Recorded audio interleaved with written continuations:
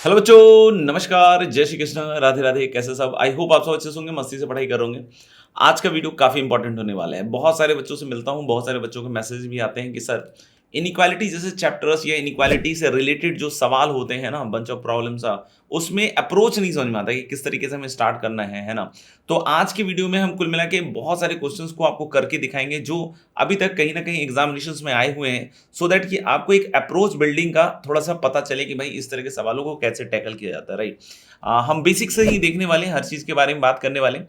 लेकिन मेरा मानना है कि देखो यार, जब भी हम इनइक्वालिटी जैसी चीज़ों को डील कर रहे होते हैं, तो हमारी कोशिश यही होनी चाहिए कि सबसे पहले हम क्लास इलस्ट्रेशन वाली चीज़ों को अच्छी तरीके से करें। सो दैट कि हमारा वहाँ पे कुछ थोड़ा बेसिक सा तो एक काम हो जाए ना, एक लेवल तक। जैसे हम बोलते हैं ना कि सीढ़ियाँ हैं, है ना? और हम सीढ़ियों से के थ्रू हम एक बहुत अच्छे लेवल तक पहुँचेंगे। तो जो बेसिक सीढ़ियाँ अगर आपने चढ़ना नहीं सीखा, तो कहीं न कहीं बहुत ज़्यादा ऊपर तो हम नहीं जा पाते हैं, ठीक है? तो सबसे पहली चीज़ देखो यार, क्लास के अंदर जो सवाल करवाए गए हैं, उसको पहले अच्छे से कीजिए। साथ ही सॉल्व्ड एग्ज़ाम्पल जितना हो सके उतना ज़्यादा को करने की कोशिश कीजिए। और मेरा मानना है कि इससे आपको बहुत ज़्यादा हेल्प मिलेगी। और आज का सेशन तो हम उसमें बहुत सारी चीज़ों को इंक्लूड करने वाले हैं, राइट? अपन एक इन्फॉर्मेशन के तौर पे आपको दे देते हैं कि टेलीग्राम चैनल को जो मेरा है उसको ज़रूर जॉइन कर लीजिए। उसका कहीं न कहीं आपको डिस्क्रिप्शन में लिंक भी मिल जाएगा बच्चों, है ना? मैं आपको इसके बारे में लिख भी देता हूँ, ठीक है ना? टेलीग्राम चैनल है, राइट? दैट इज़ t.me/ है ना, अमरनाथ आनंद सर। इसको जॉइन कर लीजिए। ये जो आज मैं प्रॉब्लम्स डिस्कस करने वाला हूँ, ये हम लोगों ने एज़ डीपीपी ऑलरेडी इस ग्रुप में शेयर कर रखा है, राइट? और इससे एसोसिएटेड एक ग्रुप है मेरा, अन्ना सेना करके। आप उसमें अपनी सारी चीज़ें जो हैं वो शेयर कर सकते हैं। जैसे आप टाइम टेबल जो है अपना, क्योंकि बहुत सारे बच्चे उसको टाइम टेबल को शेयर करते हैं, बहुत बढ़िया काम भी करते हैं। उससे काफ़ी प्रोत्साहन भी मिलता है, बाकी बच्चों को इंस्पिरेशन भी मिलता है। वो भी उस तरीके से पढ़ने की कोशिश करते हैं, राइट? तो इस चैनल को जॉइन करना बिल्कुल ना भूलें। इससे जल्दी से जल्दी अपन कोशिश करें कि एसोसिएट हो जाएँ। और इसमें और भी आगे डीपीपीज़ आने वाली हैं, और इस तरह के कुछ सब टॉपिक बेस्ड हम वीडियोज़ करने वाले हैं इस चैनल पे, राइट? तो पहले अगर आप उन क्वेश्चंस को कर लीजिएगा, तो आपको थोड़ा-सा ज़्यादा आइडिया मिलेगा कि हम एक्चुअली किस तरीके से क्वेश्चंस को कर सकते हैं गाइस, राइट? तो चलिए अब हम सवालों की तरफ चलते हैं, है ना? सवालों की तरफ चलते हैं। जो पहला सवाल है वो कुछ इस तरह का है। The first question is like this. देख सकते हो आराम से कि a square plus b square plus c square 1 दिया हुआ है। एबीसी के बारे में यहाँ सिर्फ मेरे ख्याल से अगर दिया हुआ होना चाहिए, जो मुझे लग रहा है थोड़ा मिसिंग है, that is abc must be real number. That is abc must be real number, ठीक है? और a square plus b square plus c square 1 दिया हुआ है, राइट? और हमारे को a b plus b c plus c a दिया हुआ है कि इसका इंटरवल क्या होगा। अब इस प्रॉब्लम को जब अपन सोचते हैं ना कि भाई इसमें हम किस तरीके से प्रोसीड करें, तो अब देखो थोड़ा-सा तो हमारे को पहले से पता होना चाहिए कि इनमें कुछ रिलेशन है क्या, कोई आइडेंटिटी है या कोई इनइक्वालिटी हम इस तरह की डील कर चुके हैं। AB plus BC plus CA, है ना? ये एक एंड है ना? जिसको हमें सॉल्व करना है। और एक एंड पे हमारा a square plus b square plus c square से रिलेटेड एक इन्फो दिया हुआ है कि भाई दिस वैल्यू इज़ 1। तो क्या इसको रिलेट करने वाला, इसको ब्रिज करने वाली कोई चीज़ें हैं? तो ये थोड़ा-सा हमारे को फ़ोकस करना पड़ेगा कि यार जब तक हमको ये रिलेशन ना पता हो, तो हम हर चीज़ को बिल्कुल बेसिक से क्वेश्चंस में निकाल के नहीं देख सकते बच्चों, है ना? तो जैसे अगर आपको थोड़ा-सा आइडिया हो कि यार a plus b plus c का होल स्क्वायर, इसके बारे में थोड़ा आइडिया है कि हाँ sir, a plus b plus c का होल स्क्वायर मुझे पता है। और ये कहीं न कहीं इन दोनों चीज़ों को रिलेट करता है ना? a square plus b square plus c square, है ना? Plus 2ab plus 2bc plus 2ca, इस तरीके से बनता है। क्या और कोई चीज़ है, और कोई चीज़ है जो a square, b square, c square और ab, bc, ca को रिलेट करता हो? तो ये थोड़ा सोचिए आप, है ना? ये थोड़ा सोचिए। और वीडियो से स्टार्ट मतलब आगे बढ़ने से पहले ये थोड़ा सोच के खुद से, मतलब देखो एक तो कॉपी लेके बैठना है ना, सो दैट कि आप भी मेरे साथ-साथ चल पाएँ कि क्या चल रहा है यहाँ पे, है ना? तो मैंने बोला कि और कुछ है क्या? और कुछ है क्या? एक बड़ी ज़बरदस्त सी इनइक्वालिटी है ना? बहुत सारे बच्चे इसको दिमाग में रखते भी हैं। बहुत सारे बच्चे क्या है, इसको मिस भी कर जाते हैं। द इनइक्वालिटी इज़ दिस कि भाई a square plus b square plus c square is greater than equal to ab plus bc plus c है। तो बोले सर ये कहाँ से आ जाता है? ये कहाँ से आ जाता है? तो देखो इसके बारे में भी हम बेसिक जान सकते हैं ना, क्योंकि यहाँ पे हम लोग क्या करते हैं बच्चों कि जैसे हमें पता है कि a square plus b square या a माइनस b का होल स्क्वायर, है ना? बहुत बेसिक से देखें तो। This is greater than equal to 0। अगर a और b रियल नंबर्स हैं तो किसी भी रियल नंबर का स्क्वायर जो होगा that is going to be yes greater than equal to 0। तो यानी यहां से मैं क्या बोल सकता हूं बच्चों कि a square plus b square is greater than equal to 2ab। Cyclic way में अगर आप चलते हो b square plus c square के बारे में बोल सकते हो कि यार sir greater than equal to 2bc है ना, c square plus a square is greater than equal to 2ca। जब आप इन तीनों को चीजों को ऐड कर दीजिएगा ना, ऐड कर दीजिएगा तो 2 कट जाएगा और अल्टीमेटली ये चीज बन जाएगी। अब ये मिसिंग है तो फिर देखो ये वाला तो मैं फिर भी मानता हूं कि यार पता ही होना चाहिए, ये बहुत बार बच्चों को मिसिंग होता है। तो इस चीज को नोट डाउन कर लो कि ये इनइक्वालिटी और बहुत बार इसके आसपास की चीजें आती हैं, बहुत बार यू विल सी, ठीक है। अच्छा इसमें भी एक खास बात है कि अगर कोई पूछे सर ये ग्रेटर देन होता है ना, ये ग्रेटर देन होता है इससे हमेशा, इक्वल टू कब होगा? तो कि इक्वालिटी जो होल्ड करेगा भाई वो सोचो, इक्वालिटी कब होल्ड करेगा? तो दोस्त मैं क्या कह रहा हूं कि इक्वालिटी कब होल्ड करेगा? जब इक्वल टू 0 हो यहां पे। तो वो पॉसिबल कब होगा? जब आपका ए बी के बराबर होगा, है ना। ऐसे ही इसके लिए बी सी के बराबर, ये सी ए के बराबर। यानी इक्वालिटी बहुत क्लियर है दोस्त कि a equal to b equal to c पे होल्ड करना चाहिए, है कि नहीं भाई? देख लो। तो अपने को ये भी समझ में आ गया कि हाँ यार इक्वालिटी होल्ड करेगा, ये बहुत इंपॉर्टेंट चीज आ गई, है ना। अब कोई बोलता है कि सर इसको क्रैक करो, तो ये बिल्कुल अब 2 रुपए का से भी नीचे का सवाल हो गया। कैसे सर? क्योंकि देखो किसी भी चीज का square greater than equal to 0 होगा, इसकी वैल्यू 1 दी हुई है तो मैंने इसको 1 रख दिया यहां पे। तो 1 plus 2ab plus 2bc plus 2ca जो होगा, है ना, this should be greater than equal to 0। क्या कहते हो? और यहां से फिर 1 को उधर की साइड ले जाके 2 से डिवाइड करोगे तो ab plus bc plus ca, है ना, ग्रेटर देन इक्वल टू कितने के बराबर आ जाएगा? माइनस हाफ, है ना, माइनस हाफ के बराबर। A square plus b square plus c square की वैल्यू कितनी है बच्चों? 1। तो 1 is greater than equal to a b plus b c plus c. यानी a b plus b c plus c a जो है वो 1 से छोटा है ना। तो हम ओवरऑल अगर दोनों चीजों को इंक्लूड करके बोलें तो क्या बोलूंगा मैं कि भाई a b plus b c plus c a जो होगा वो 1 या 1 से छोटा होगा और ये माइनस हाफ से बड़ा होगा। तो इसमें हम दो बहुत बेसिक चीजों का इस्तेमाल करते हुए इस रिजल्ट तक पहुंचे हैं। और इस तरह की चीजें बहुत बार आपको डायरेक्टली डायरेक्टली भी आ सकती हैं बच्चों, है ना, डायरेक्टली डायरेक्टली भी आ सकती हैं। तो हम लोग बोल सकते हैं कि yes I think the answer should be between minus half से क्लोज 1। तो ये आप देखोगे कि आपको डीपीपी के में लास्ट में मैंने आंसर की दी है, उसमें मेरे ख्याल से होपफुली यही आंसर होना चाहिए। तो यू कैन चेक दिस, ठीक है। तो आई होप इसमें आपको एक बहुत इंपॉर्टेंट लर्निंग पॉइंट मिला है कि a square B square C square और इसको रिलेट करने वाले हम लोग एक तो इक्वालिटी आइडेंटिटी है और एक इनइक्वालिटी है ना। तो इन दोनों चीजों को अपन फोकस करके दिमाग में रखें, ठीक है। अच्छा, coming to the second question of this DPP. DPP के फॉर्म में टेलीग्राम पे जैसे मैंने बताया कि आपको उपलब्ध है ना, मेरे चैनल पे। चैनल का एड्रेस आपको मिल जाएगा डिस्क्रिप्शन में, स्टार्टिंग में ही बता दिया मैंने। इस सवाल को देखकर सबसे पहले तो क्या फील आता है? देखो इस सवाल को देखकर मेरे को तो तुरंत से ये t प्लस 1/t टाइप की फील आती है, या t प्लस 1/t, या इसको ज्यादा जनरल बोले तो t प्लस a/t टाइप की फील आती है। और t प्लस a/t टाइप की जब फील आती है तो मेरे दिमाग में बस एक ही बात आती है। बताओ क्या आती है? सोचो आप, है ना, आपके दिमाग में भी आ रही होगी मेरे ख्याल से, AMG, है ना। t प्लस a/t जब भी इस तरह का या इस तरह का, है ना, a की वैल्यू यहाँ कुछ हो भी सकती है कि भाई t plus 3/t, t plus 4/t, ऐसा कुछ भी आ सकता है ना। और भी डिफरेंट काइंड ऑफ वेरिएशंस यहाँ पे हम क्रिएट कर सकते हैं, आगे देखेंगे, है ना। तो हम लोगों ने क्या कि इस तरह का जब भी होता है तो तुरंत दिमाग में आता है AMGM। तो AMGM की रिक्वायरमेंट्स होती हैं कि भाई AMGM, AM is greater than equal to GM हम कब लगाते हैं? तो भाई दो बातें हम लोग इसमें फोकस करें। पहली बात कि क्वांटिटीज पॉजिटिव होनी चाहिए। जिन पे भी AMGM लगा रहे हो वो कैसी क्वांटिटीज होनी चाहिए? पहली तो पॉजिटिव होनी चाहिए, है ना। दूसरी चीज क्या होनी चाहिए? दूसरी चीज क्या होनी चाहिए कि इक्वालिटी कब होल्ड करता है ना, इक्वालिटी कब होल्ड करता है? तो भाई इक्वालिटी होल्ड करता है जिनके ऊपर जब AMGM लगा रहे हो ना वो बराबर हो ना, है ना। तो इक्वालिटी होल्ड्स व्हेन, बोलो भाई, इक्वालिटी कब होल्ड करेगा? तो जिन भी टर्म्स के ऊपर आप AM और GM का एप्लीकेशन कर रहे हैं, जब वो टर्म्स आपस में इक्वल होते हैं तो हम लोग बोल सकते हैं इक्वालिटी विल होल्ड, ठीक है। अच्छा, AMGM से मैक्सिमम मिनिमम निकालने के लिए हमें एक हमेशा कोशिश करनी चाहिए कि जैसे अगर AM की साइड वेरिएबल है तो हम कोशिश करें कि GM एक कांस्टेंट हो, है ना। हम इस तरीके से मैनिपुलेट करें कि GM कांस्टेंट आए। और अगर GM की साइड वेरिएबल है ना, तो हम कोशिश करते हैं कि AM की साइड कांस्टेंट आए। जैसे यहां पे सम दिख रहा है तो ये ऑब्वियसली मुझे हिंट दे रहा है कि साहब इसमें आप लगाइए इसमें आप लगाइए, क्या लगाइए बताइए, एम है ना, इसको एम लिखिए और बगल जीएम। तो कोई बोले सर ये आपको कैसे पता चला पॉजिटिव है? तो देखो tan स्क्वायर अल्फा तो आपको दिख ही रहा है, उसमें मैं क्या बताऊं।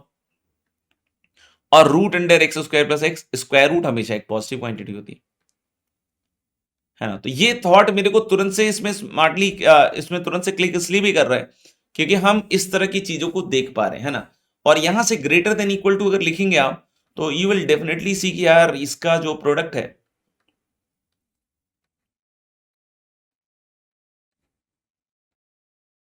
है ना, ये इंडिपेंडेंट ऑफ एक्स है ना, इंडिपेंडेंट ऑफ एक्स है। जैसे मैंने कांस्टेंट बोला ना, तो ये अल्फा के टर्म्स में है ना, अल्फा के टर्म्स में।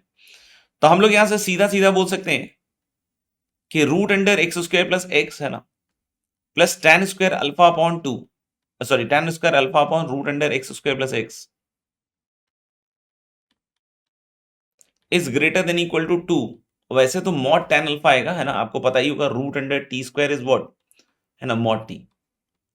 तो वैसे तो root tan square alpha is mod tan alpha, लेकिन अल्फा 0 से पाई बाय 2 है दोस्त, तो that will be open as plus sign, है ना। तो अल्फा को यहाँ ट्रीटमेंट एक कांस्टेंट तरह का ही है ना। अ, तो इसलिए हम लोग बोल सकते हैं कि इसकी जो वैल्यू होगी that is greater than equal to 2 tan alpha. तो आप भी इस तरह का कभी कुछ स्ट्रक्चर देखिए तो एम जीएम ट्राई कीजिए, है ना, एम जीएम ट्राई कीजिए बच्चों। यहाँ पे देखिए, ओके। इस क्वेश्चन में देखते हैं कि तो A1 A2 A3 AN are positive real number whose product is fixed. और ये प्रोडक्ट फिक्स देखते ही समझ में आ रहा है कि यार ये तो सीधा सीधा एप्लीकेशन मुझे लग रहा है एएमजीएम का ही दिख रहा है ना, क्योंकि ये बोल रहा है कि ये प्रोडक्ट तो फिक्स है ना बच्चों। ये सब पूछे गए हैं जेई एडवांस में, पहले कभी पूछे गए होंगे या जेई मेन में, कहीं ना कहीं ये सारे सवाल पूछे गए। तो भाई इसका जो प्रोडक्ट है ना, ये दिया हुआ है फिक्स। तो ये प्रोडक्ट फिक्स दिया हुआ और इसके बारे में पूछ रहा है ना, यहाँ लास्ट में देखना एक टू लिख दिया है। इससे बच्चा कभी कभी है ना थोड़ा सा कंफ्यूज हो जाता है। तो आपको कंफ्यूज होने की जरूरत नहीं है, क्योंकि अगर प्रोडक्ट आपको कांस्टेंट दिया हुआ तो डायरेक्टली आप एएमजीएम लगाइए।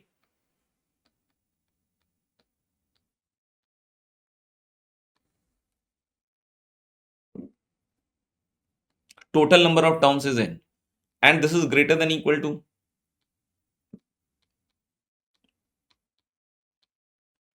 ये सब तो सिंगल सिंगल टर्म्स आएंगे, है ना। और इस पूरे की पावर क्या आ जाएगा बच्चों, 1/n। तो यहां पे देख सकते हैं कि अगर मैं इस चीज को अप्लाई कर दूं तो A1 प्लस A2, देखो ये सिंपल एप्लीकेशन है, तो मुझे नहीं लगता कि इसमें बहुत ज्यादा हमें चिंता करने की जरूरत है, सीधा सीधा ये दिख रहा है। और यहां से A1 से AN तक का प्रोडक्ट C है, तो अंदर वाला बन जाएगा आपका 2C की पावर 1/n, है ना। तो इस तरीके से हम लोग बोल सकते हैं क्या कि this is going to be nothing but the option A. तो बिल्कुल straight away straightforward question है, ठीक है ना। ये सवाल जेई में 2000 में पूछा गया था मेरे ख्याल से, है ना, JEE advance type. A plus b plus c plus d equal to, हालांकि उस समय जे एडवांस नहीं कहते थे, उस समय आईटी के लिए कहते थे ना। और ये थोड़ा सा मेरे ख्याल से इधर उधर हो गया है, तो एम की वैल्यू शायद a plus B into C plus d है। तो आप ओवरऑल देखिएगा ना कि यहां भी एक इनइक्वालिटी एम के ऊपर पेस्टेड है, कि एम के ऊपर बात करिए। आप देख सकते हो ना कि इन दोनों का प्रोडक्ट का बारे में पूछ रहे हैं ना, ये थोड़ा सा मेरे ख्याल से एक्स्ट्रा ब्रैकेट ज्यादा लगा दिए गए हैं। दिस इज ओवरऑल क्वेश्चन और इनका सम दिया हुआ है। क्या समझ में आ रहा है? पहली चीज तो समझ में आ रही है कि देखो सम दिया हुआ है, प्रोडक्ट के बारे में बात कर रहे हैं, तो कहीं ना कहीं एम जीएम तो बिल्कुल इसमें आएगा आएगा, है ना, मतलब इट विल बी देयर। और मुझे लग रहा है यार चारों टर्म पे अलग अलग एम जीएम नहीं लगा रहा है, ये ए प्लस बी को सिंगल टर्म मान रहा है, सी प्लस डी को सिंगल टर्म मान रहा है। मतलब जैसे ए प्लस बी एक टर्म एक्स है, सी प्लस डी एक टर्म वाई है, और एक्स प्लस वाई की वैल्यू 2 दी हुई। यानी आप इसको थोड़ा फील करके देखिएगा तो आपको तुरंत स्ट्राइक करेगा कि यस सर, इसको सिंगल टर्म माना जा रहा है, a plus b plus c plus d. अगर इसको सिंगल टर्म मान रहे हो दोस्त, तो कितने टर्म्स में, चार या दो? दो, है ना, क्योंकि इसको सिंगल माना है, and that is greater than equal to, है ना, product that is A plus B into C plus D, और इस पूरे की पावर हाफ। तो बच्चों आपको ये वैल्यू समझ में आ रही है क्या, दिस इज 2/2 दैट इज 1, क्योंकि a plus b plus c plus d तो 2 है, तो 2/2 इज 1, और इसकी वैल्यू है m। तो यानी हम लोग बोल सकते हैं m की power half is less than equal to 1, मतलब भैया m तो 1 से छोटा हो गया ना फिर। को बोले सर ये पॉजिटिव रियल नंबर्स हैं, तो 0 से तो डेफिनेटली बड़ा होगा, है ना, इक्वल टू 0 नहीं होगा, लेकिन हाँ, 0 से बड़ा होगा, तो 0 से बड़ा होगा तब भी हम लोग बोल सकते हैं कि yes this inequality is true. तो m की वैल्यू ओवरऑल 0 से क्या आएगी 1, ठीक है ना। 1 से बड़े बाकी ऑप्शंस हैं, तो मुझे लग रहा है कि वैसे भी वो क्वालिफाई नहीं कर रहे हैं इस चीज के लिए, है ना, नहीं कर रहे, ठीक है। तो I hope it is also very much clear. अब ये सवाल देखिए, the largest interval for which this is greater then 0। और भाई सीरियसली बता ला रहा हूं, इसमें तो कुछ एम जीएम इस तरह की कोई थॉट प्रोसेस का कुछ समझ में भी नहीं आ रहा। 12 डिग्री का पॉलिनोमियल है, 12 डिग्री का, कुछ करके रिड्यूस भी नहीं कर सकते कि भाई कुछ सब्स्टिट्यूशन कर दिया। ऐसे बहुत सारे सवालों में आपने देखा होगा ना कि भाई कोई सब्स्टिट्यूशन कर दिया, क्वाड्रेटिक में बदल गया, क्यूबिक में बदल गया, कुछ ऐसी चीज हो गई। यहां तो सब पावर भी बहुत अजीब अजीब से दिए हुए हैं भाई। तो वो भी नहीं समझ में आ रहा है ना। अब एक चीज समझ में आ रहा है कि फिर या तो ऑप्शंस के थ्रू वर्क करके देखे कि यार ऑप्शंस के थ्रू क्या आ रहा है ना। जैसे अगर मैं पहले इंटरवल में चलता हूं -4 से 0, तो भाई एक्स जब मैं नेगेटिव देखता हूं तो मुझे ऐसा दिख रहा है कि ये एक्स की पावर 9 है। नेगेटिव का अगर पावर इवन हो जाए तब तो भाई पॉजिटिव हो गया, ये भी पॉजिटिव हो गया सर। और ये पावर ऑड है और एक्स नेगेटिव है, तो नेगेटिव की पावर ऑड इज नेगेटिव और माइनस माइनस हो गया प्लस।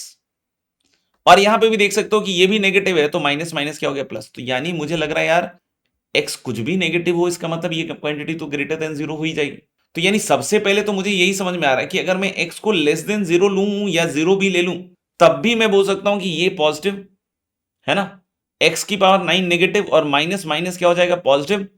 ये पॉजिटिव क्योंकि नेगेटिव की पावर इवन पॉजिटिव हो जाएगा, और फिर ये नेगेटिव और माइनस तो पॉजिटिव, तो यानी पूरे नेगेटिव के लिए तो ये क्वांटिटी पॉजिटिव हो रही है।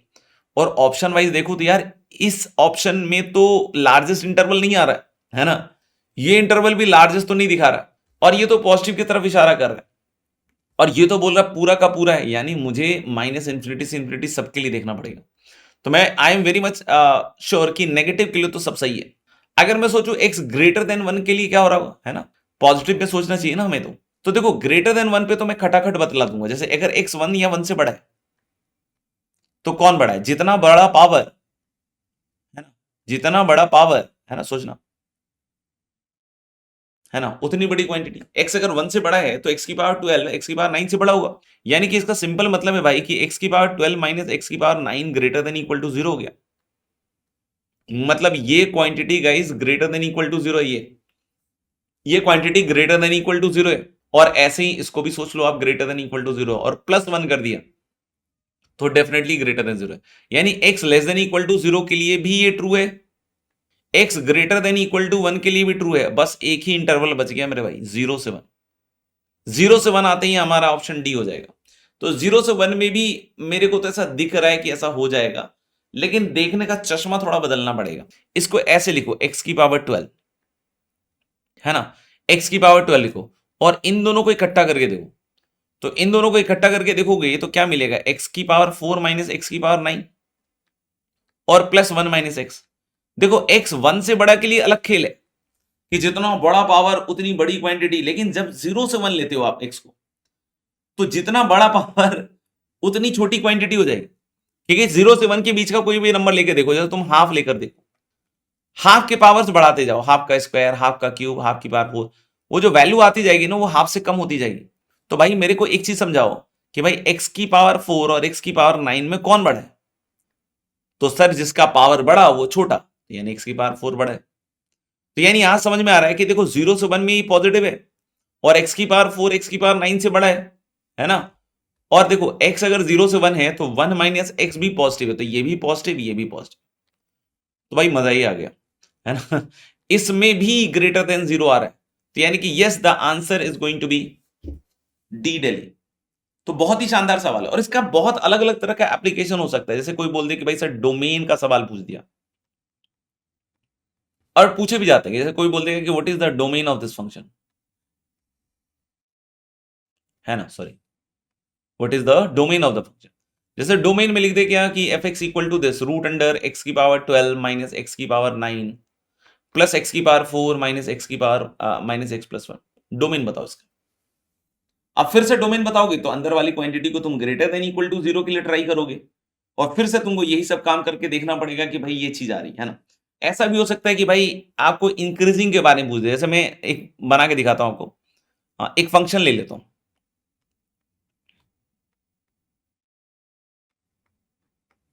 जी एक्स इक्वल टू, है ना? आप समझ रहे होंगे मैं क्या कर रहा हूं।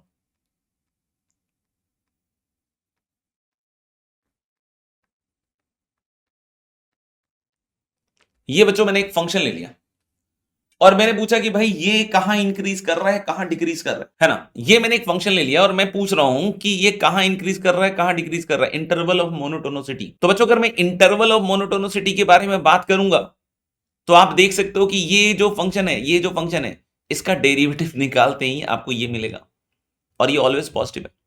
हो सकता हो कि बहुत बार इस तरह के क्वेश्चन पूछ दें कि नंबर ऑफ रूट्स ऑफ, मतलब इस पर्टिकुलर चीज को है ना, ये एक आप ऐसे सोच सकते हो कि ये एक पर्टिकुलर एलिमेंट हो गया, इसको हम बहुत जगह डाल सकते हैं ये पॉजिटिव एलिमेंट को, कि कोई बोल दे कि what is the number of roots of this equation, है ना? इसी को प्रेजेंट करने का अलग तरीका है। यहां तो जैसे पॉजिटिव नेगेटिव की बात होगी, अब यहां पे बच्चा क्या है, ग्राफ बनाएगा, बहुत सारी चीजें करेगा, है ना? एंड बहुत कम ऐसे बच्चे होंगे जो इसके सही में पॉजिटिव होने को चेक कर रहे होंगे, क्योंकि उनके दिमाग में स्ट्राइक कैसे करेगा पॉजिटिव बनने का, जब उन्होंने, और ये देखो ये क्वेश्चन आज का नहीं पूछा हुआ है, जेई ने ये सवाल 1982 में पूछ रखा है भाई साहब।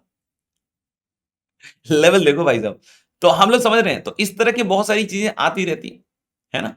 तो हम इस चीज को समझे, ठीक है ना? हम इस चीज को समझे कि भाई इस तरह के, अब अच्छा इसमें भी पावर चेंज कर करके पूछे जा सकते हैं, तो अपन अलर्ट मोड में रहे, है ना? सीख लें इसको, पकड़ लें कि भाई ये चीज है। ओके, नेक्स्ट क्वेश्चन पे आते हैं। ये शायद जेई मेन का होगा सवाल। Three positive numbers ABC are in AP such that ABC equal to 8, then minimum value. देख कर ही फील आ रहा है, आप बताओ किस चीज का फील आ रहा है? मुझे तो पक्का एम जीम का ही फील आ रहा है कि एबीसी अगर एपी में है, तो इन तीनों नंबर्स का सम, है ना, अपॉन 3, है ना, सीधा सीधा is greater than equal to ABC की पावर 1/3। अरे भाई एबीसी 8 दिया हुआ है, तो सीधा सीधा इसकी वैल्यू 2 हो गई, और यहां पे मुझे पता है एबीसी है, तो 2b is also a plus c. अरे वाह, तो यानी ए प्लस सी की वैल्यू 2b होगी, 2b plus B is 3b upon 3 is greater than equal to 2। तो शुरू होने से पहले ही खत्म हो गया भाई। तो बहुत बार देख के ही फील आ जाएगा, है ना? तो कभी भी इस तरह के क्वेश्चन को देखकर फियर मत डेवलप कीजिए, जस्ट ट्राई दिस, हुआ नहीं हुआ बस इस चीज पर आगे बढ़िए, है ना? तो बहुत बार ऐसे भी क्वेश्चंस आ सकते हैं एमजीए में जो आप बहुत इजीली क्रैक कर ले, जैसा कि ये देख सकते, ये एडवांस 2016 में अभी रिसेंट क्वेश्चन है। रिसेंट तो नहीं, फिर भी 8 साल हो गए, है ना? फिर भी मेरे ख्याल से अच्छा ही सवाल लग रहा है, देखकर काफी भारी भरकम। B I is greater than 1, है ना? मतलब B1 B2 B3 B101 सब ग्रेटर देन 1 है। L N B one, L N B two, L N B three और ये सब जो है ना, वो सब एपी में है with C D. C D मतलब वही कॉमन डिफरेंस होगा, है ना? यहाँ पे हमारे ऑपरेटर साहब ने इसको शायद छोटा कर दिया होगा, या जहां भी होगा शायद इन्फो में छोटा होगा, with common difference L N two, है ना? और ये सब फिर एपी में है। और इसमें A1 B1 सेम दिया हुआ है, A51 P51 सेम दिया हुआ है, और हमें टी की वैल्यू बतलानी है कि टी एस से बड़ा है और 101 B100। तो देख के तो बहुत शानदार फील आ रही है ना? इसमें छोटी छोटी बातें अपन पकड़ते हैं थोड़ा सा पहले, है ना? छोटी छोटी बातें हमें सबसे पहले पकड़नी पड़ेगी। जैसे अगर कभी भी आप ऐसा देखते होंगे ना कि भाई L N B one, L N B two, है ना, ये अगर एपी में है ना, समझना, तो ये एक पॉइंट होता है कि भाई इसका मतलब होता है कि B1 B2 B3, है ना? होता तो उल्टा है ना? होता तो उल्टा है कि अगर B1 B2 B3 ये जीपी में अगर है तो उसका लॉग एपी में होता है ना? मेरे ख्याल से बहुत सारे बच्चों को इसके बारे में आइडिया होगा कि B1 B2 B3 till B101 अगर जीपी में है, तो log of B1 log of B2 log of B3 log of B101 ये किस में आता है बच्चों? एपी में आता है। अच्छा एक चीज और, कि अगर इसका कॉमन रेशियो आर होता है तो इसका common difference L N R होता है। तो भाई इसका common difference L N two दिया हुआ है, तो इसका सिंपल मतलब है कि इसका जो कॉमन रेशियो होगा, है ना, इसका जो कॉमन रेशियो होगा वो 2 के बराबर होगा, कॉमन रेशियो 2 के बराबर होगा, ठीक है? अच्छा एक चीज, किसी बच्चे ने सोचा कि यार सर मुझे तो ये पता ही नहीं है, तो ठीक है मैं बता देता हूँ। लेकिन हाँ, ये सब चीजें अब थ्योरी का पार्ट हो गई, है ना? ये आइडिया होना चाहिए। जैसे मान लो हम लोग बोलते हैं कि मान लो A1 A2 तो अब ऐसे यूज्ड है, तो अपन कुछ और यूज कर लेते हैं यार, ऐसे लिख लेते हैं P1 P2 P3 है ना, और ये सब पॉजिटिव है एंड सो ऑन, है ना, दे आर इन जीपी, है ना, विथ कॉमन रेशियो आर। तो अगर ये कॉमन रेशियो आर है तो देखो एक तो P1 होगा, फिर अगला P1 इंटू आर, फिर अगला P1 आर स्क्वायर, फिर उसके अगला P1 आर क्यूब, ऐसे चलेगा वो टर्म जीपी का। और जब इसका लॉग लोगे तो पहला टर्म आएगा लॉग P1, दूसरे में क्या आएगा log P1 plus log are, आपको फील आ गया। फिर अगला देखिएगा लॉग P1, है ना, लॉग की प्रॉपर्टी लग रही है, और प्लस 2 LNR, है ना, लॉग P1, है ना, प्लस 3 LNR। तो मेरे ख्याल से आपको ये फील आ गया होगा कि भाई ये तो एपी में चल रहा है, क्योंकि इसका डिफरेंस LNR, इसका डिफरेंस LNR, इसका डिफरेंस LNR। तो मतलब ये साफ साफ दिख रहा है कि ये इसका जो लॉग है ना ये एपी में चल रहा है, और कॉमन इसका डिफरेंस LNR है। तो वही चीज हम लोग यहाँ बोल रहे हैं, वही चीज हम लोग यहाँ बोल रहे हैं कि यहाँ पे क्या कह रहा है, यहाँ पे क्या कह रहा है कि ये सब जो है ना वो एपी में, तो यानी कि B1 से B101 तक जीपी में होगा, वी आर वेरी श्योर, है ना, और उसका कॉमन जो क्या होगा रेशियो, वो 2 के बराबर होगा। ठीक है, यहां तक क्लियर है। अच्छा, A1 से A101 तक एपी में है, और ये बोल रहा है A1 B1 सेम है और A51 B51 सेम है। हमें एक तो A101 के बारे में बतलाना है, B101 के बारे में बतलाना है, ठीक है। तो भाई एक तो है कि हम इसका डेटा कैसे यूज करें, है ना। तो हम बोल रहे हैं कि भाई चलिए हमारे को जो जो मिला है ना पहले उसको लिखते हैं एक बार, तो है ना, एक बार को तो लिखते हैं। और देखो ये क्वेश्चन फास्ट तभी हो पाएगा जब ये डेटा आपको पहले से पता है कि हाँ यार ये चीज तो हमें पता है ना। तो हम लोगों ने क्या, यहाँ पे हमारे पास एक डेटा है कि भाई B1 B2 B3 until B101, है ना, ये जीबी में है विथ कॉमन रेशियो आर, हाँ सॉरी 2 और A1 A2 A3 till A101 ये एपी में है, और कॉमन डिफरेंस का पता नहीं है तो मैंने बोल दिया इसका कॉमन डिफरेंस है यस डी। और A1 इक्वल टू B1 दिया हुआ है, एक तो ये डेटा है हमारे पास। और अब हम जहां भी B1 होगा ना, B1 को हम हमेशा A1 लिखेंगे, है ना। और दूसरा है बच्चों A51 is equal to B51, ये दोनों बराबर दिया। तो भाई हम सिंपल जो हमारा एपी का कॉन्सेप्ट होता है उसको यूज करते हैं ना। तो एपी एपी के कॉन्सेप्ट से A51 क्या होता है A1 प्लस, है ना, 51 माइनस 1 50D। और B51 क्या होगा फर्स्ट टर्म, तो B1 लिखना चाहिए था बट मैं A1 ही लिख रहा हूं, है ना, B1 इज A1। और कॉमन रेशियो की पावर n-1, तो ये 50 आ जाएगा। A1 को उधर ले जाओगे तो 50D, है ना, इज A1 इंटू 2 की पावर 50 माइनस A1। यानी एक बहुत इंपॉर्टेंट रिलेशन हमारे को मिल रहा है यहां से कि 50D इज A1 इंटू 2 की पावर 50 माइनस 1, है ना। ये चीज आ गई हमारी। अब यहां से कोई बोलता है कि सर A101 और B101 में कंपेयर करो, तो भाई पहले A101 लिखें A1 प्लस 100D, है ना, और B101 लिखें तो क्या फॉर्मूला लगाएंगे, है ना, B1, तो B1 तो A1 ही है, और फिर कॉमन रेशियो दैट इज 2 की पावर 101 माइनस 1 दैट इज 100, ये है। तो भाई ये तो समझ में आ गया कि हाँ भाई 101 माइनस 1 दैट इज 100D, और ये चीज आ गई। अब यहां से हम इसका इस्तेमाल कर लें क्या, तो यानी इसको जब देखोगे ना तो A1 प्लस 2 इंटू 50D, और 50D है बच्चों A1 और इंटू 2 की power 50 minus 1 which gives you A1 common, 2 की पावर 50 इंटू 2 इज 2 की पावर 51, और माइनस 2 प्लस 1 इज माइनस 1, ये चीज आ रही है। मेरे ख्याल से बहुत सीधा सीधा मामला दिख रहा है, बहुत सीधा सीधा मामला दिख रहा है। 2 की पावर 100 तो बहुत बड़ा होगा, तो यानी साफ साफ दिख रहा है कि यार B101 तो पक्की बात है कि A101 से बड़ा होगा, है ना, ये तो क्लियर है। अब हमारे को दूसरा क्या बोल रहा है कि भाई S और T दो चीजें दी हुई हैं, जैसे T दिया हुआ है B1 plus B2 till B51, और एस दिया हुआ है A1 प्लस A2। मुझे लग रहा है कि उस रिलेशन के बाद ना तो ये सब चीजें आसानी है। इसका सम क्या होता है याद कीजिए, फर्स्ट टर्म तो B1 है, वैसे मैं A1 ही लिख रहा हूँ, है ना। और कॉमन रेशियो 2 की पावर टर्म्स कितने हैं 51 -1 और नीचे 2 - 1 इज 1। तो बोले सर ये सम कितना आएगा, तो भाई total terms that is 51/2 into 2A1 और 51 - 1 दैट इज 50D।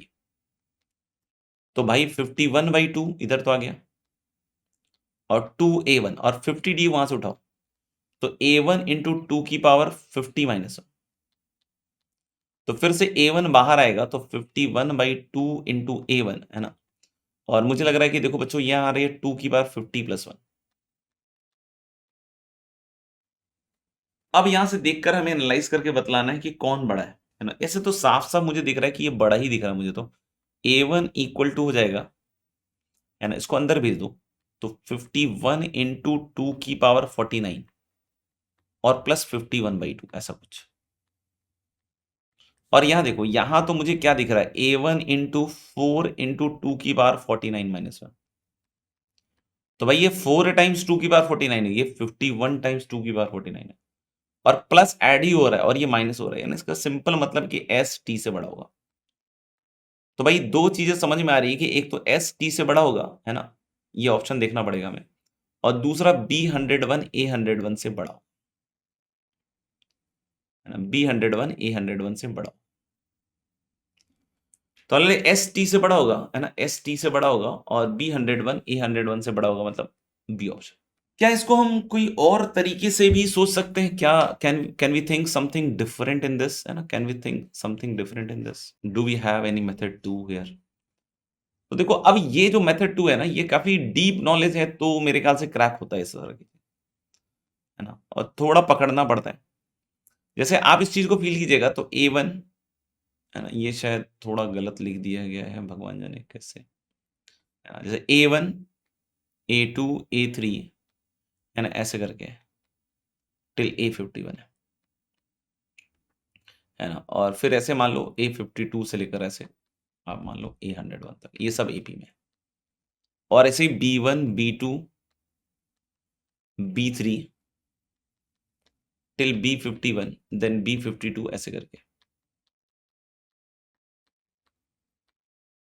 ठीक है ना। और ये बहुत फास्ट होने वाला है, इसलिए थोड़ा समझने की कोशिश कीजिएगा।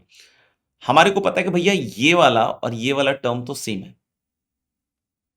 पक्का, ठीक है। अब आगे का मत देखिए, है ना, इसके आगे का मत देखिए, ये जो इधर की चीज है ना इसको मत देखिए, पहले आप यहां फोकस कीजिए। अगर आपने अर्थमेटिक मीन का फंडा पढ़ा हुआ है ना, अर्थमेटिक मीन का, तो आप ऐसे सोच सकते हैं कि A1 से लेकर A51 के बीच में, है ना, हमने 49 अर्थमेटिक मीन डाल दिए, और यहाँ B1 से B51 में भी हमने 49 अर्थमेटिक मीन डाल दिए। अब आप एक चीज सोचिए कि अगर ये अर्थमेटिक मीन्स हैं, तो ये पहला अर्थमेटिक मीन है ना, और ये क्या है, पहला ज्योमेट्रिक मीन। तो कौन बड़ा होता है, तो सर जी अर्थमेटिक मीन ज्योमेट्रिक मीन से बड़ा होता है। तो यानी हम बोल सकते हैं A2 B2 से बड़ा है, तो यानी इसका जो सेकंड टर्म है इसके सेकंड टर्म से बड़ा है। ऐसे ही जो थर्ड अर्थमेटिक मीन होगा वो थर्ड ज्योमेट्रिक मीन से बड़ा होगा, मतलब A3 वाला B3 वाले से बड़ा होगा।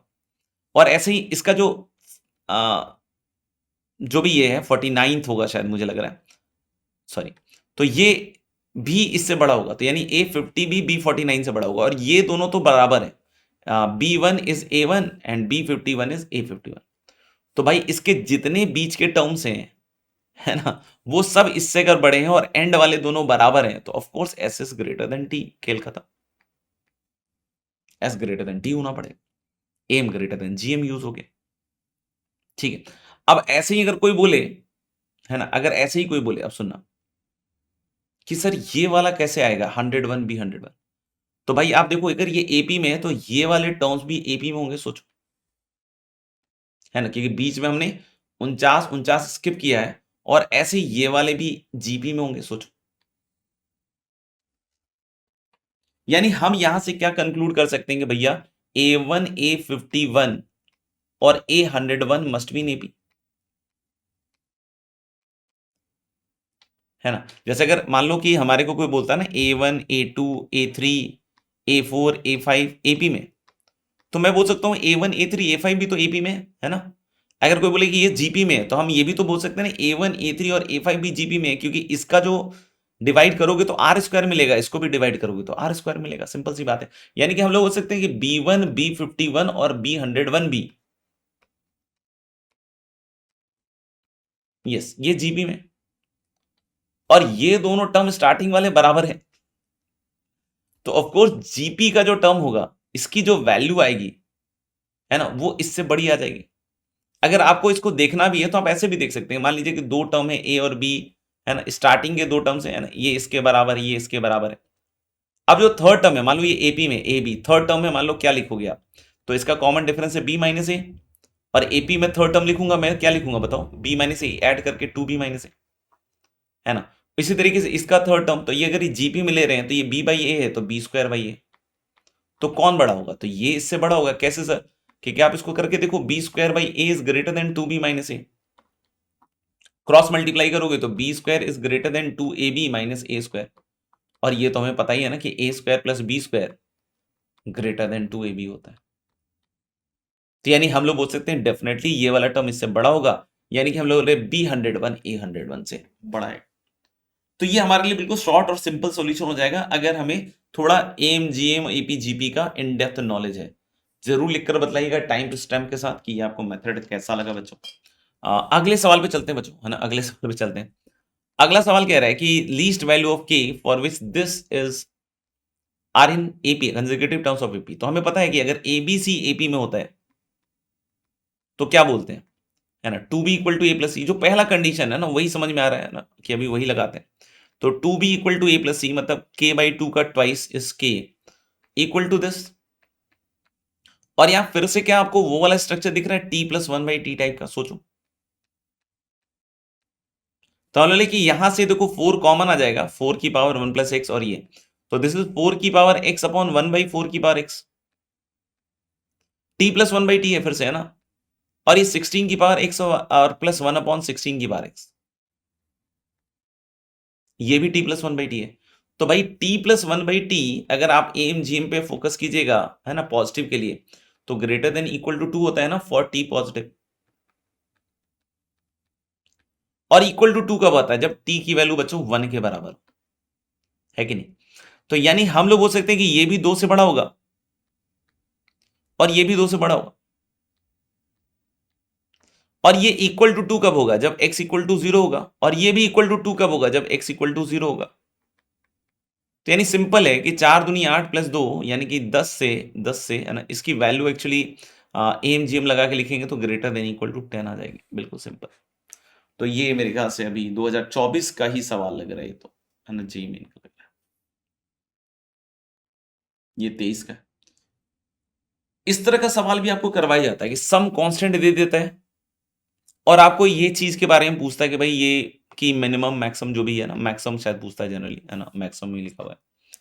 तो इस तरह के सवालों में बिल्कुल सिखाया जाता है ना। ये बिल्कुल स्टीरियोटाइप सवाल है ना, स्टीरियोटाइप सवाल तो अपने हाथ से निकलने नहीं चाहिए कि भाई ए की पावर 5 है तो इसी ए को 5 बार तोड़ा जाता है इक्वल पार्ट्स में, सो दैट की इक्वालिटी होल्ड करने में बाद में दिक्कत नहीं है। तो ए को हम, है ना, 5 टाइम्स लिखेंगे। क्यों लिखेंगे 5 टाइम्स सर, क्योंकि भाई ए की पावर 5 भी तो चाहिए, है ना। ए की पावर 5 अगर चाहिए तो सोचो कितनी बार लिखना पड़ेगा ए को, 5 बार, और उन पांचों का सम ए होना चाहिए और सब इक्वल होने चाहिए, रीजन बीइंग कि इक्वालिटी होल्ड करने में प्रॉब्लम ना करे। तो इसलिए a by five a by five a by five a by five a by five, a को ही 5 इक्वल टुकड़ों में बांट दिया। ऐसे ही बी क्यूब के लिए आप सोचो क्या करना चाहिए मुझे, यस, बी को 3 इक्वल टुकड़ों में बांट देना चाहिए, that is B by three B by three B by three, है ना, और सी को फिर 2 इक्वल टुकड़ों में तो c by two c by two. अभी देखोगे ना तो सम आपका वही आ गया, a plus b plus c plus d ही आया है ना, sum is A plus b plus c plus d. अब देखो टर्म्स कितने हो गए, 5 3 8 2 10 1 11, and this is greater than equal to क्या लिखोगे आप, तो भाई इन पांचों का प्रोडक्ट जीएम में तो ए की पावर 5 और नीचे 5 की पावर 5 इनटू बी की पावर 3 और नीचे 3 की power 3, c square upon 2 square into d, तो बन गया ना भाई, और रेज टू द पावर 1/11। लेकिन मुझे पता है कि इधर की साइड फिर से a plus b plus c plus d है, है ना। ये वाली साइड फिर से a plus b plus c plus d है और इसकी वैल्यू 11 ही दी हुई है ना। तो 11 और पूरे की साइड पावर अगर रेज करेंगे तो 11 ऐसे आएगा ग्रेटर देन इक्वल टू 10,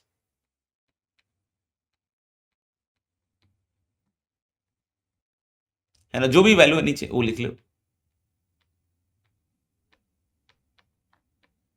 और ये वैल्यू तो मुझे 11/11 एक ही लग रही है, यानी मेरी कैलकुलेशन ये कहती है कि भाई इसकी जो मैक्सिमम वैल्यू आएगी ए की power 5 B Q C square D, this is going to be less than equal to 5 की power 5 maximum value 3 cube T square 2 square. ये मैं कह रहा हूं, है ना। क्वेश्चन ये कह रहा है, झूठ दोनों में से कोई बोल नहीं रहा है ना, हम दोनों सच बोल रहे हैं। तो लेकिन इसका मतलब दोनों बराबर होना पड़ेगा और वहां से बीटा निकल के आएगा।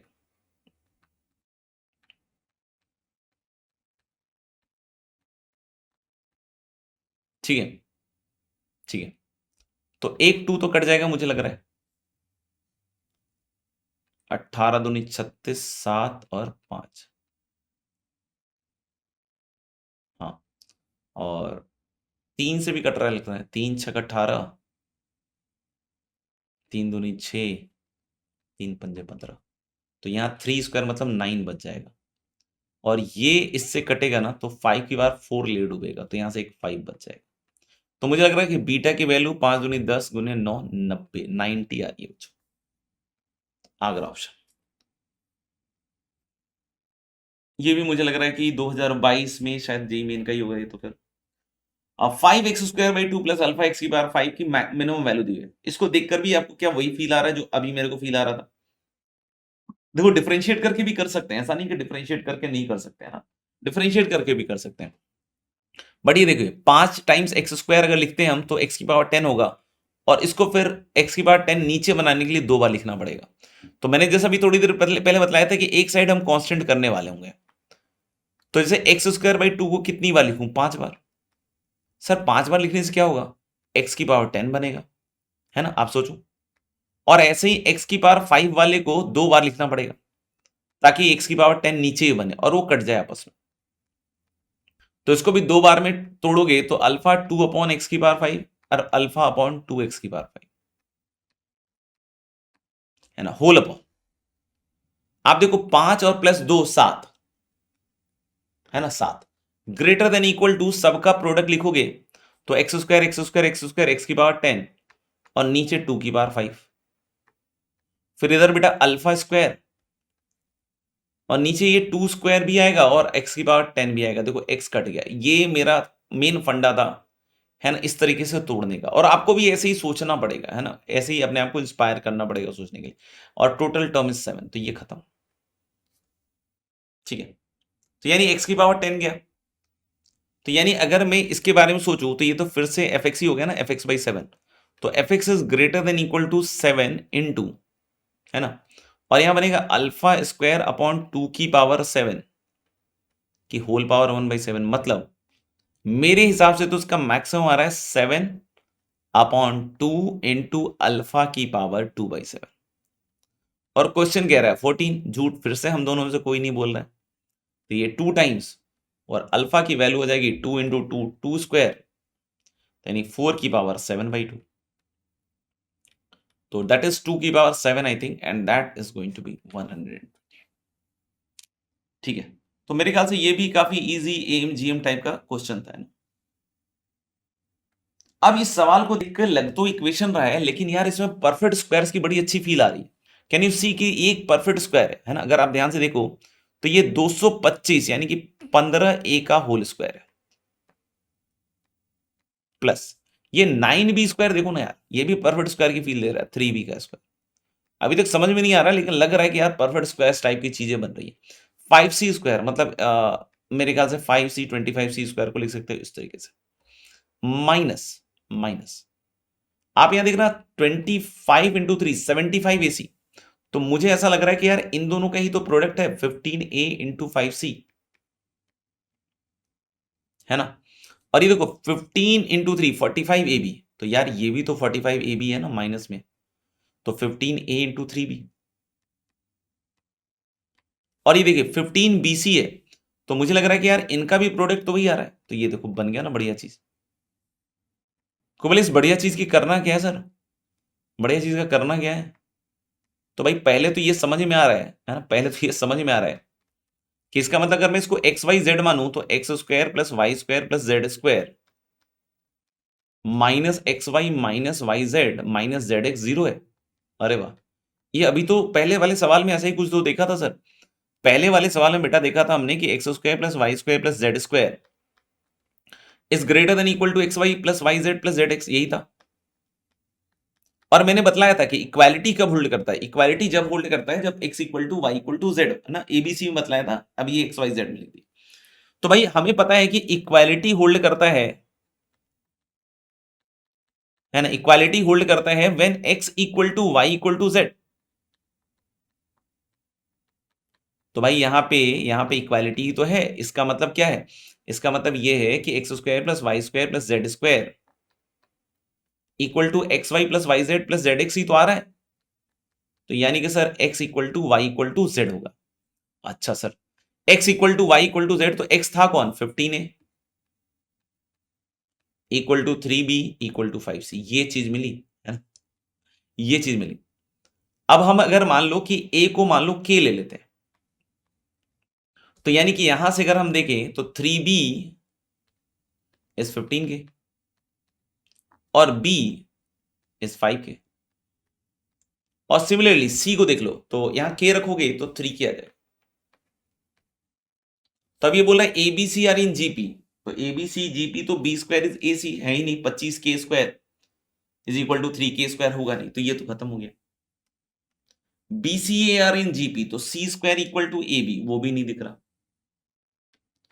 B c a are in AP तो बी है 5k, सी है 3k, 5k 3k k, तो भाई ये तो एपी में दिख रहा है, 2k का डिफरेंस दिख रहा है, तो ये सही है। एबीसी एपी में तो नहीं दिख रहा। हो गया ना। अब यहां देखो, फिर से वैसा ही सवाल ही एडवांस 2011 का, पिछला वाला भी शायद एडवांस का ही है ना, 2017 का होगा। तो 1 अपॉन ए की पावर 5 है ना, the minimum value of sum of this, तो सम में लिखेंगे तो 1 बाई ए की पावर 4, तो ए की पावर 9 जीएम में बन जाएगा ना, 5 इंटू ए की पावर 5 इंटू ए की पावर 4। और देखो इधर 1 भी रख सकते हैं अपन वैसे तो इसमें,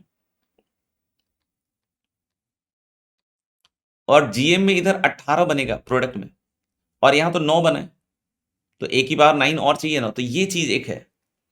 तो इसको 3 बार लिखना पड़ेगा आपको, तभी ए की पावर 9 ये दे पाएगा। आपको बोले 3 बार मतलब सर, तो ये देखिए ना, ये क्या है, 3 अपॉन ए की पावर 3, तो इसको 3 बार तोड़ोगे ना, तो अब इसका सोचो प्रोडक्ट क्या होगा, 5 4 9, पावर जोड़ना, 9 3 12, 12 3 15, 15 3 18। तो अब इसके ऊपर एम जीएम लगा दो, तो this whole upon 8 is greater than equal to 1 by a की पावर 5, 1 बाई ए की power 4 into 1 by a cube 3 बार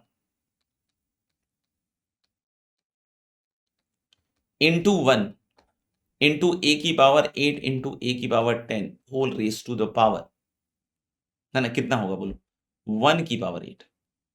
तो भाई इसका जो सम है ना, ए की पावर -5 प्लस ए की पावर -4 प्लस 3 ए की पावर -3, है ना, +1 प्लस ए की पावर 8 प्लस ए की power 10, that is going to be greater than equal to 8। क्यों सर, क्योंकि ये देखो ये सब कट जाएगा, है ना, ए की पावर 18 ए की पावर 18। यस, तो हमारा मिनिमम वैल्यू कितना आ जाएगा बच्चों, 8। तो मेरे ख्याल से ये भी ओके है। अब ये तो मुझे लग रहा है 3D का सवाल है, लेकिन फिर से इनइक्वालिटी बेस्ड है और इक्वेशंस लिखी हुई हैं। ये वाला इक्वेशन थोड़ा इजी लग रहा है कि अगर हम x को शायद k मान लें, तो ये बोल रहा है z की वैल्यू 3k आ जाएगी, और इसमें अगर हम x को k रख देंगे तो 3k minus Y minus 3k 0। लो भाई y 0 आ गया, और इसको उठा के देख लो, ये तीसरे को सेटिस्फाई करता है क्या, -3k 0 3k, ये भी सेटिस्फाई करता है। यानी कि ये खट से इसका सॉल्यूशन निकल के आ गया कि x k है, y और ये इस पे ये इनइक्वालिटी पड़ी हुई है तो ये तो खत्म ही हो गया ना, फिर k square plus 0 square plus 9k square is less than equal to 100, यानी 10k स्क्वायर, सॉरी यानी कि 10 के स्क्वायर जो था ना वो लेस देन इक्वल टू 100 बच्चों। तो दिस इंप्लाइज कि k square less than equal to 10 आएगा, और के की वैल्यू यहां से हम लोग बोल सकते हैं बच्चों -√10 से √10।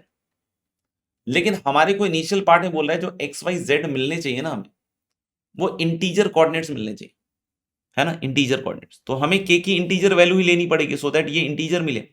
तो -√10 हो गया -3 पॉइंट समथिंग, तो -3 -2 -1 ये सब इंटीजर पॉइंट्स आएंगे, 0 1 2 3।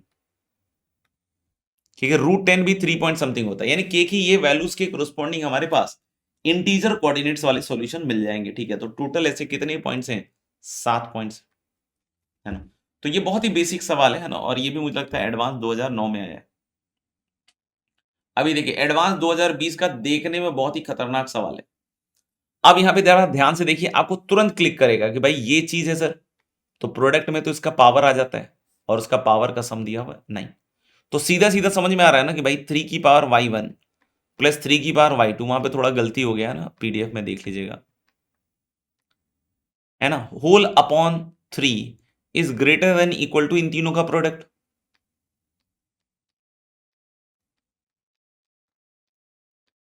और पूरे की पावर 1/3। तो बच्चों आपको यहां समझ में आ रहा होगा कि 3 की पावर y1 प्लस 3 की पावर y2 प्लस 3 की power y3 is greater than equal to, देखो बिल्कुल प्यारा सा एमजीएम का सवाल एडवांस ने बना के दिया है, एंड 3 की power y1 plus y2 plus y3। और ये कितना है, 9 ही तो दिया हुआ है ना, कि ये 3 इंटू 3 की पावर 9 की पावर 1/3।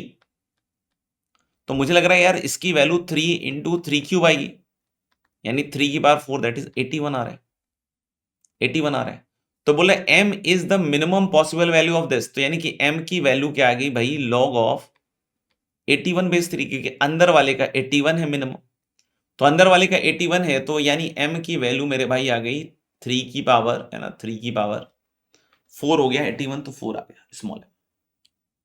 तो बोले कैपिटल M सर, तो कैपिटल M में भी जो ये चीज लिखी हुई है ना बेटा, ये लॉग की प्रॉपर्टी आपको पता है कि this is nothing but log base 3 x1 x2 x3। इसका मैक्सिमम पूछ रहा है ना, और मैक्सिमम ये सम दिया हुआ फिक्स, तो एमजीएम खट से बोलेगा कि भाई x1 plus x2 plus x3 upon 3, है ना, is greater than equal to x1 x2 x3 की पावर 1/3। और इसकी वैल्यू 9 है, 9/3 इज 3। तो यहां से बहुत क्लियरली समझ में आ रहा है कि इस पूरे की पावर 1/3 है भाई, तो यानी कि ये वैल्यू हम यहां से लिखेंगे, तो मुझे लग रहा है x1 x2 x3 की मैक्सिमम वैल्यू शायद 27 आ जाएगी।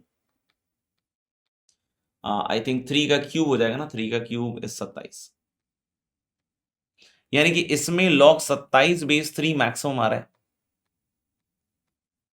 यानी कि 3 3 9 27 3, दिस इज कैपिटल है। तो बच्चों यहां पे अगर मुझे इसकी वैल्यू निकालनी है, तो log base 2 m cube is 4 का क्यूब मतलब 64, प्लस log बेस 3 9, तो 64 मतलब 6, और प्लस 2 शायद 8 आना चाहिए, 8 आना चाहिए। तो देखो कितनी प्यारा सा सवाल आपको एमजीएम का बना के दिया है, हो सकता हो देखकर एग्जामिनेशन हॉल में बच्चा छोड़ के आ जाए। ठीक है, अब एक लास्ट सवाल है मेरे ख्याल से, इसके बाद तो शायद कोई नहीं है, है ना, ये सॉरी यही लास्ट सवाल, और ये भी काफी पहले का है, लेकिन मुझे लगता है काफी बेहतरीन सवाल है देखकर। एन की वैल्यू यहां से निकल जाएगी, है ना, ये शायद जीपी लग रहा है ना, -3/4। तो ए नंबर ऑफ टर्म्स n है, कॉमन रेशियो -3/4 है, तो दिस इज आर, ऐसे लिख देते हैं 1 माइनस आर की पावर है, और 1 माइनस माइनस प्लस 3/4, तो मुझे लग रहा है 7/4 कट जाएगा, तो 3/7 इंटू 1 माइनस -3/4 की पावर, ऐसा। bn 1 माइनस एन दिया हुआ है, और bn ग्रेटर देन एन चाहिए, तो 1 minus n must be greater than n, which means कि 2an is less than 1। Which means कि an is less than half. an less than half मतलब ये हाफ से छोटा होना चाहिए।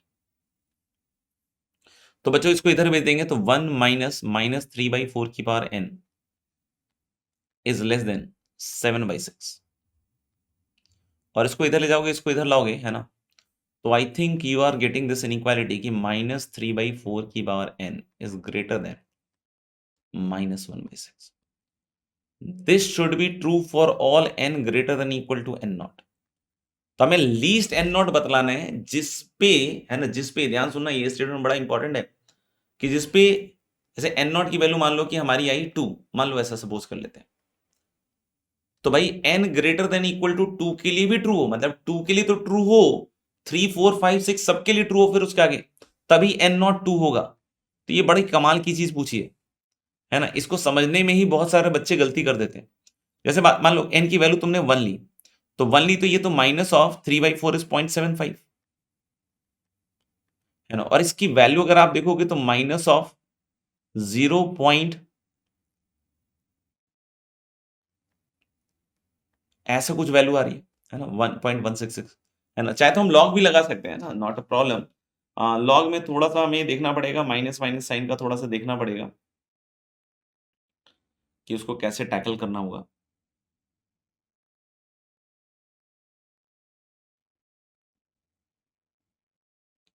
तो हमें n की वैल्यूज पे सोचना पड़ेगा। जैसे n इक्वल टू 1 पे तो मुझे लग रहा है कि यार ये तो होल्ड नहीं कर रहा है ना, n इक्वल टू 2 पे डेफिनेटली होल्ड करेगा, क्योंकि 2 पे मुझे लग रहा है कि यार ये पॉजिटिव वैल्यू होगी ना, तो 2 पे ये बड़ा तो होगा, लेकिन क्या 3 के लिए बड़ा है, चेक करना पड़ेगा। 3 के लिए देखोगे तो ये मुझे लग रहा है कि -27/64 है ये साइड। और इसको जब तुम डिवाइड करोगे तो जैसे अगर 64 को 27 से अगर आप डिवाइड करके देखोगे, ठीक है, तो अगर हम